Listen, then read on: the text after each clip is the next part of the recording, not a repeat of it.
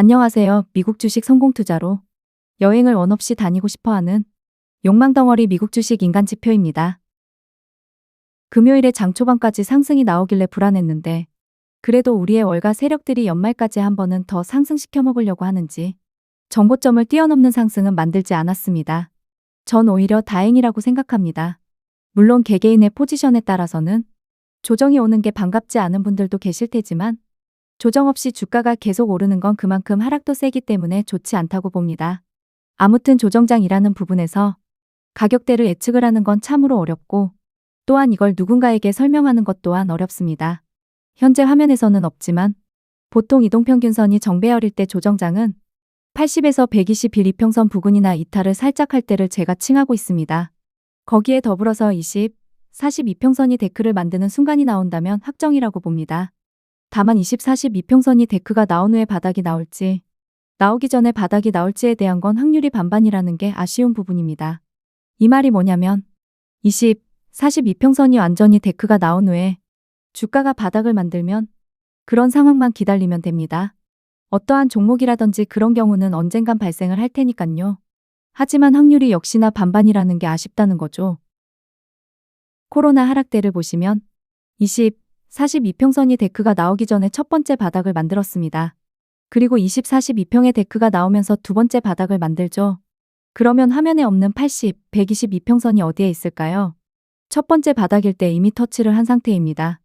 그러니까 조정장의 경우에 수는 두 가지로 보면 됩니다.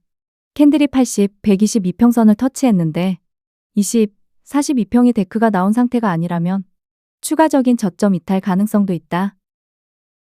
코로나 이후 첫 조정장일 때는 20, 40 이평선의 데크가 나오기 전에 반등에 성공을 합니다. 이때는 캔들이 80일 이평선에서 반등을 했습니다. 그리고 나서 큰 흐름에서 두 번째 쌍바닥을 만듭니다. 이때 가장 중요한 쌍바닥은 첫 번째 저점을 크게 훼손하면 안 됩니다. 그리고 계속 조정장 패턴을 보면 첫 번째 바닥일 때 20, 40 이평선 데크 상태를 보고 첫 번째 바닥일 때 20, 40 이평선이 데크가 아니라면 캔들이 20, 40 이평선에 붙을 때 한 번 더 아래로 눌리는 하락이 발생할 가능성이 높다라는 것도 예측을 할 수가 있습니다. 그리고 나서 2022년도 하락장이 나옵니다. 하락장 전에도 공부해 보시면 20, 40 이평선이 데크를 만들고 반등에 성공을 했으나 일명 두 번째 쌍바닥을 만들 때 첫 번째 저점을 깨버리니 아주 큰 하락이 발생을 해버립니다. 그리고 난 후에 2023년도 이후로도 꾸준하게 1년에 2에서 3번 조정장이 옵니다. 운이 좋아서 한 달로 끝날지 운이 나빠서 2에서 3개월 이어질지 그건 아마도 모릅니다. 제가 가장 유력하게 보고 있는 9월달 조정장 패턴입니다. 계속 20, 40 이평선 부근에서 캔들이 버티다가 어떤 시그널이 터지면서 다이렉트로 계속 내려오는 케이스가 되겠습니다. 사실 20, 40 이평선만 보고 패턴을 확인하기 어렵기 때문에 80, 120 이평선까지 다 켜두시고 보는 게 당연히 좋습니다. 그러면 지금 TQQQ 매수도 80, 120 이평선 사이에서의 분할 매수가 가장 좋습니다.